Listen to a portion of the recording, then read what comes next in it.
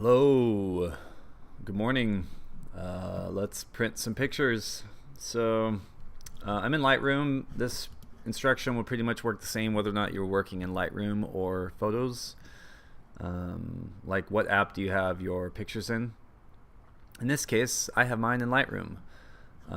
So once you have chosen the photo you want to print, which is going to be this picture of the anchor, you're going to simply click and drag it down into your dock and drop it on top of the Photoshop icon in the dock.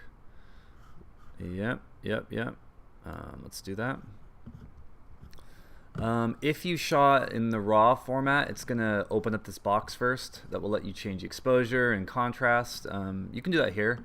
I actually like these controls, so I'm going to turn up my exposure a little bit. Let's see, brighten the shadows. When you print something, you usually want to have it looking a little brighter than you think you need it. Usually when you print something, it tends to look darker than it did on the screen. So yeah, feel free to increase exposure, and then that sometimes requires you to increase the contrast a bit as well. But that's okay. Let's just click open. Okay. Now I've got this photo of this anchor. We're going to prepare it to print on the printer, and because I'm going to print a bunch of these at a time, I would love to have everybody's kind of sized before you give it to me. That way it gives me much less work later. So first thing I want to do is crop the image. So I'm going to use the crop tool down here. It's like the 5th tool down.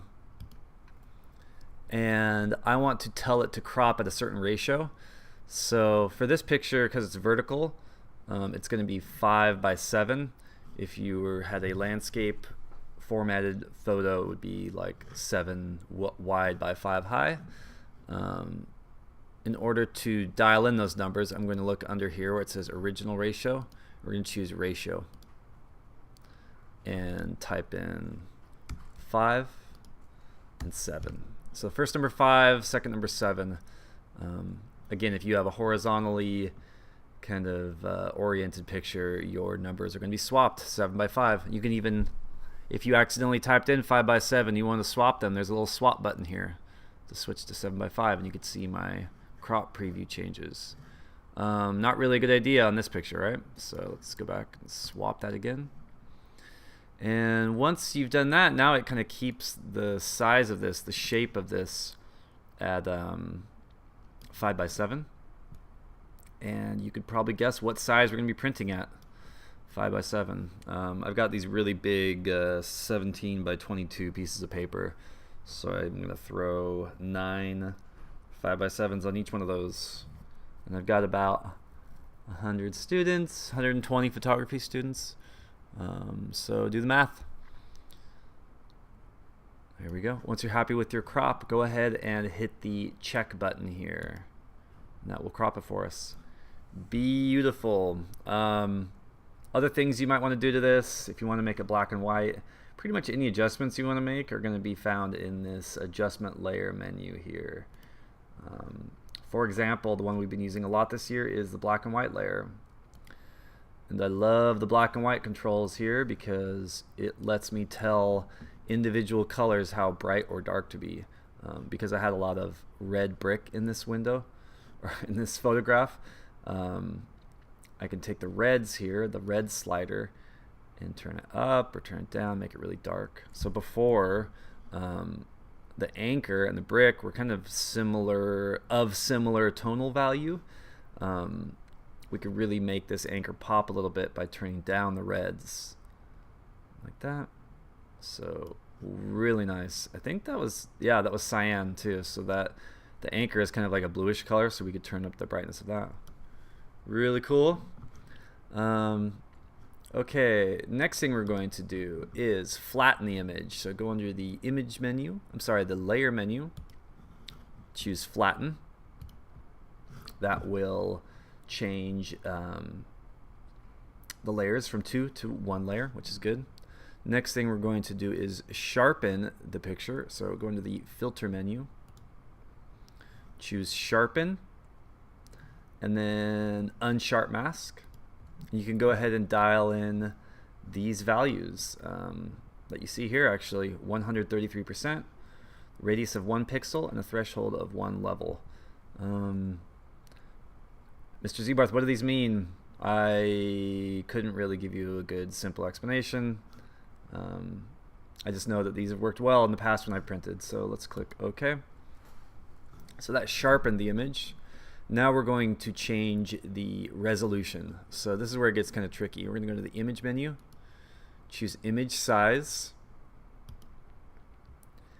and first thing you want to make sure is resample is not checked. So do not check resample. This should be unchecked here. Next thing we're going to do is type in the number value here. So we want to do a 5:7 picture. In this case, the width is 5, so I'll type in 5. And because I've already cropped it at 5:7, it gives me this really very, very close 7 here, which I'm totally okay with this hanging 1/1000th.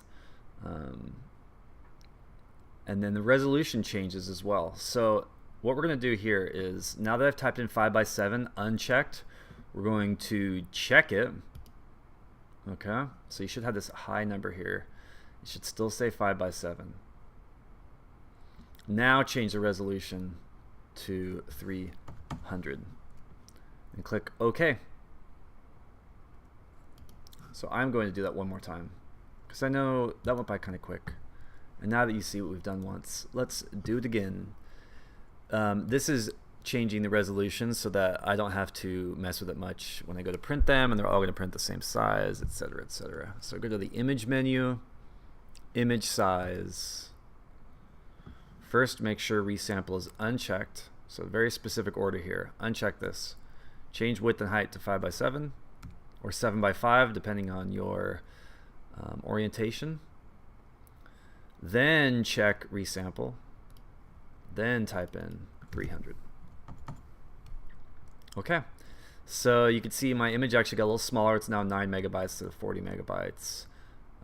You should have a very similar pixel dimension here, 1500 by 2100. Let's click OK. Now finally time to save this. File, save as. You know, save it wherever you want to, but just make sure you save it as a JPEG. Maybe put your name, Zebarth, and then print.